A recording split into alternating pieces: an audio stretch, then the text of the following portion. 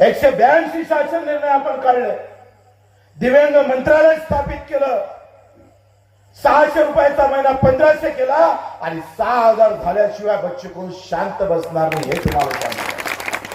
त्या दिवशी अजितदादा म्हणे एवढे पैसे नाही आहे. म्हटलं तुमचा पगार किती होता ते सांग. तुमचा पगार 950% वाढला, 937% अजितदादा पवारचा पगार वाढला. 900 टक्केवारी समजते ना तुम्हाला.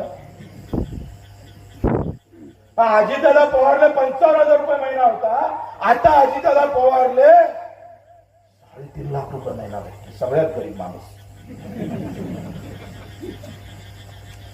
70,000 कोटीचा घोटाळा गेला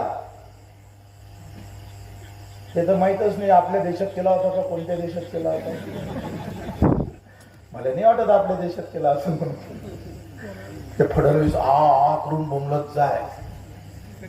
काय म्हणे रे, काहीतरी म्हणे तो फडणवीस, काहीतरी चक्की फिसिंग आईची खटखटेच्या फिसिंग म्हणत होता. एवढे लबाड असतं हे, तरी तुम्ही त्याचे झेंडे हाती पकडता. तुमची कमाल आहे. वाजवा टाळ्या एकदम.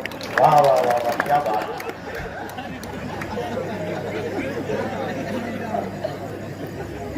माना लागेल तुम्हाला, पण खरंच याव तुमच्याच पोटी जन्माला या. चुकून जन्म घेतला तिकडे.